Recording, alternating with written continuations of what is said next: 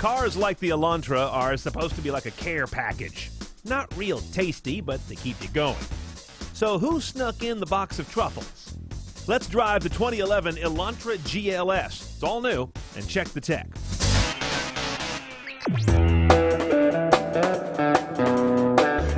This is the 2011 Elantra, a clean sheet design and miles from that little dough ball you were imagining, the last one.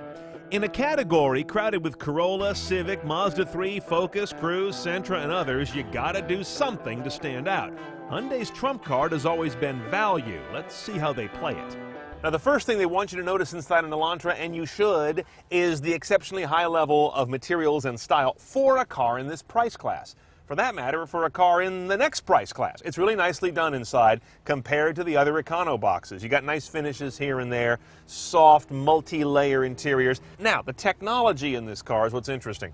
It can go from really bare to really quite nice.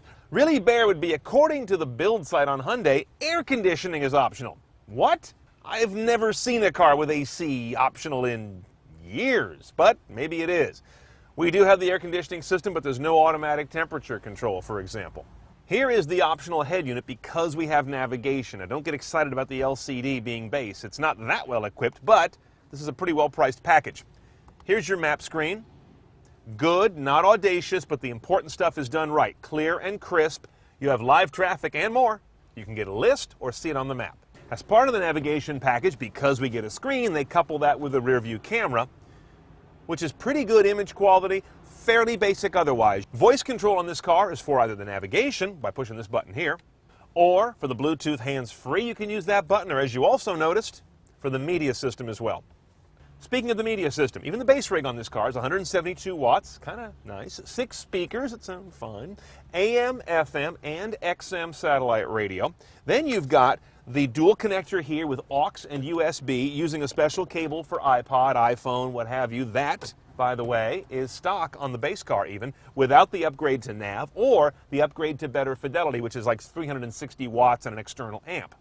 You see my iPod shows up really nicely. This is one of the better, clearer systems. I mean, that's just clean design. And the menu, when you go into various things like sorting by songs or playlist or genre, moves really quickly.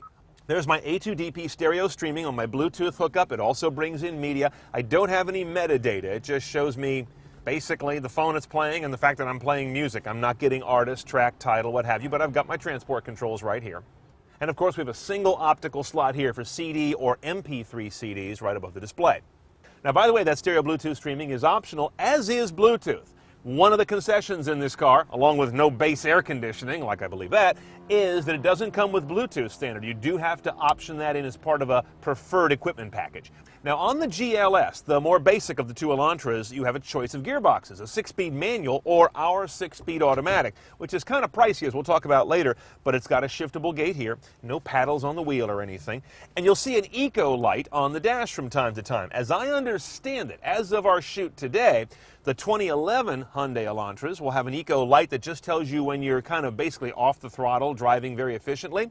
Other cars, 2012 model year and going forward, will have a button called Eco Mode that is going to change the behavior of throttle response, transaxle, and shift points, things like that. So make sure you check that difference out if you go to buy one of these.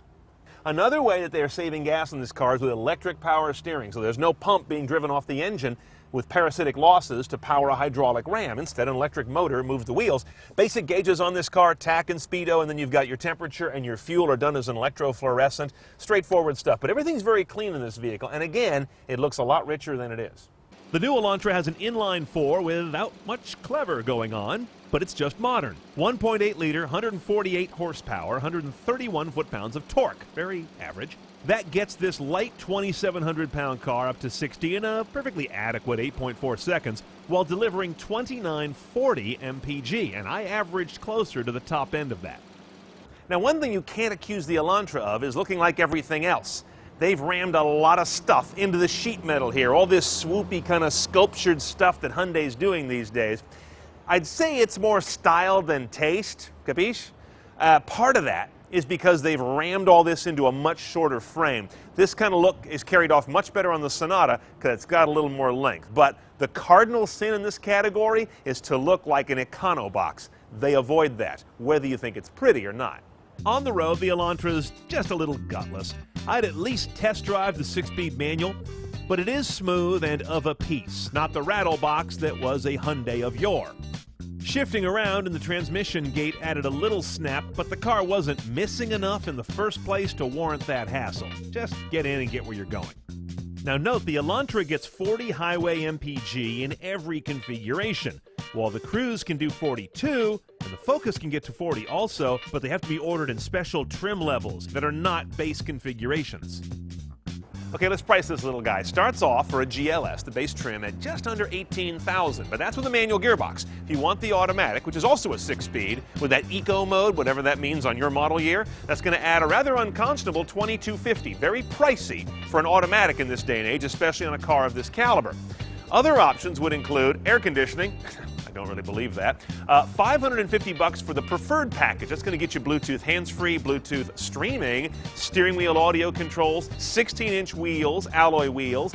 These are nice upgrades for $550. The big tech payload is the nav package. Upgraded audio, that nice touchscreen 7-inch color LCD nav with traffic stocks and weather, and you get the rear view camera. For $1,850, even though I'm not a huge fan of built-in navigation, that's a pretty good value for that package.